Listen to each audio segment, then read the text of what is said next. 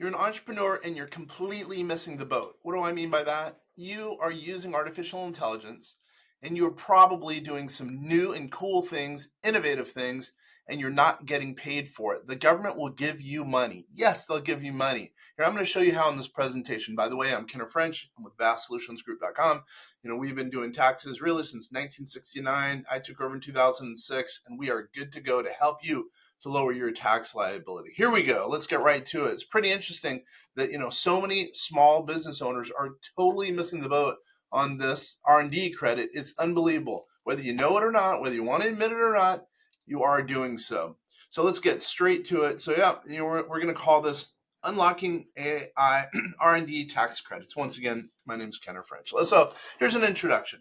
Government incentives. The government gives you money to be able to push society forward as far as capitalism, et cetera, by doing research and innovation. The government wants us as citizens to, especially for business owners, to propel forward to help society. And one way of doing that is providing innovation to the marketplace.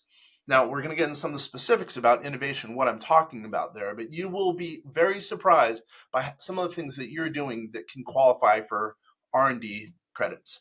And by the way, here it says tax savings. It is tax savings. It's not a deduction. It's a tax credit.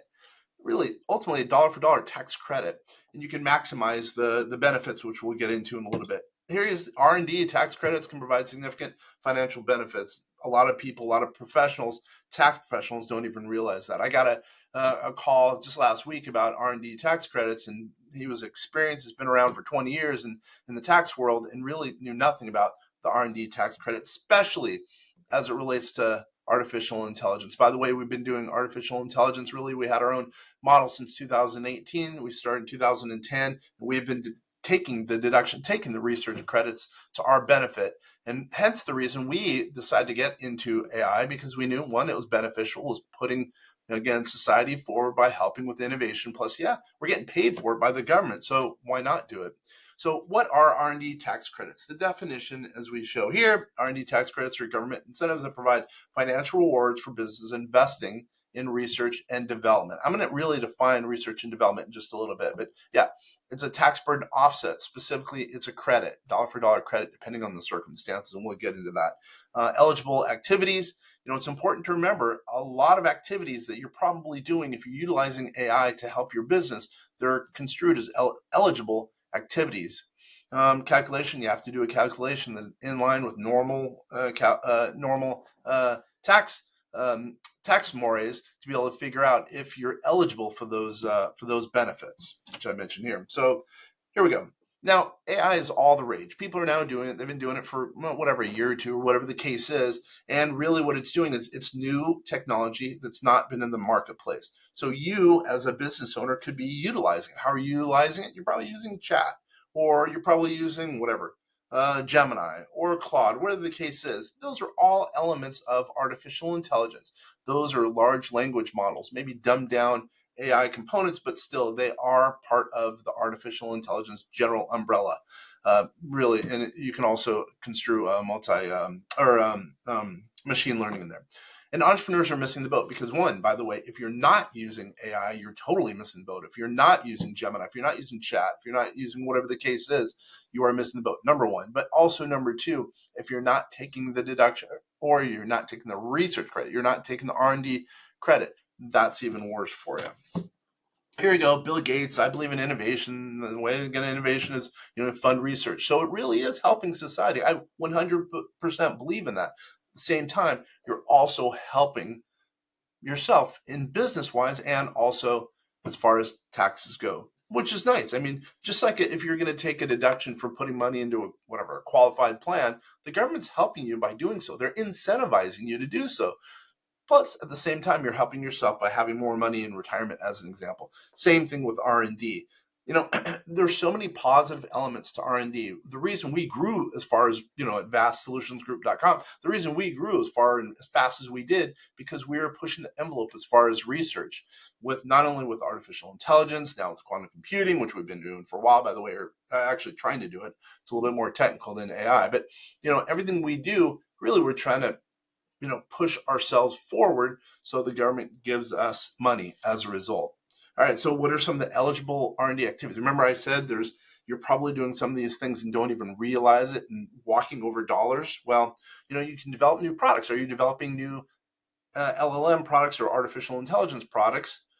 You might be, right? Are you testing new products? Probably. Are you evaluating the creativity of new products? Probably.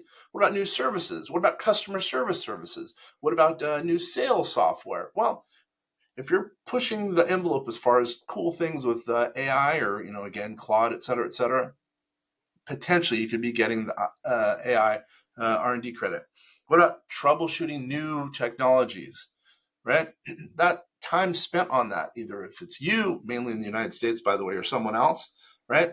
Those dollars could be getting research credits. Innovative. Now, I'm assuming, like as an example, we're doing a new type of app using artificial intelligence based on kind of our own model or old model, basically, called Einstein. Basically what we're doing is we're trying to propel our company forward. We're testing new things. Testing, that's a key word in that, by the way, testing new things. And basically what that's going to avail us or open us to is research and development tax credits. By the way, some of the research we're spending time on might not work, but the government actually likes it because you're trying to push things forward, even if it doesn't work as far as your business. Here's a situation. This is just a small example of a recent situation where the client wasn't taking their R&D tax credit. They didn't put away exactly $100,000 into R&D, but I gave it as an example. So let's just say you're not worrying about the tax credit. Well, clearly you're going to get $0. But with the R&D tax credit, $17,000 more in the pocket of the business owner, of the entrepreneur. $17,000, well, it's nothing to laugh at. It's money in the pocket that could maybe potentially go towards, who knows, hiring a new employee or a new market or a new expansion plan, whatever the case is. Let's go over the process. A lot of people have questions about the process of R&D tax credits. First, you have to do an initial assessment.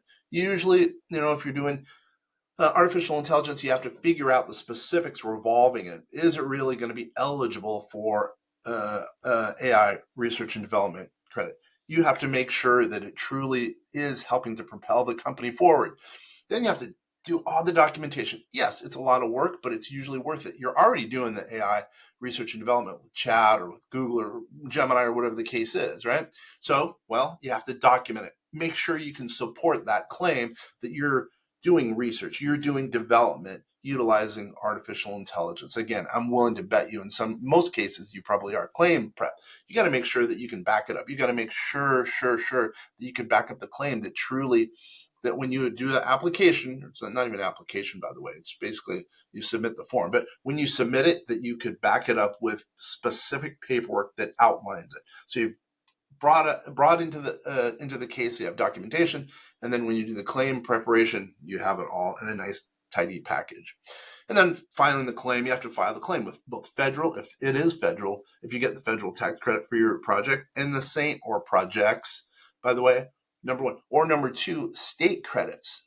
You can also potentially get state credits. I think it's 33 different states also allow for research and development tax credits, and it's called stacking. You could have your federal, you can have your state, and sometimes you can have county tax credits depending on the circumstances, or sometimes even they're called tax credits, but they could be scholarships for research and development depending on the situation.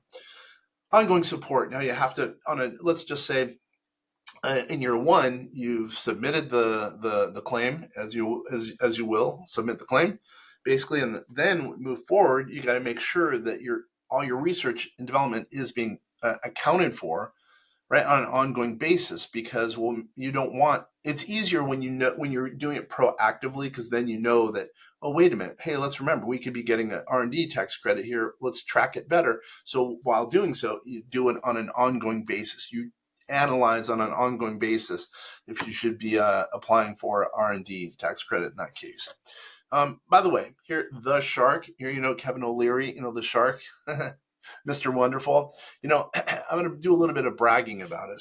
What he said was, vastsolutionsgroup.com, this is on our website, by the way, is saving some money for entrepreneurs on tax. Check them out. You'll be glad you did.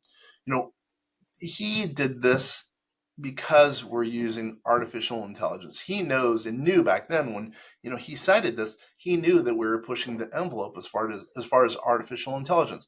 It's beneficial to when a business shows that we're doing research, we're doing something pushing the envelope, but also potentially because of the tax credit, we're making some money, not only for us because we're doing artificial intelligence research and development, but also for our clients. When our clients are doing AI, if we've been able to find ways that they're doing AI, we should be able to lower their tax liability. By the way, all legally, all compliant, et cetera, et cetera.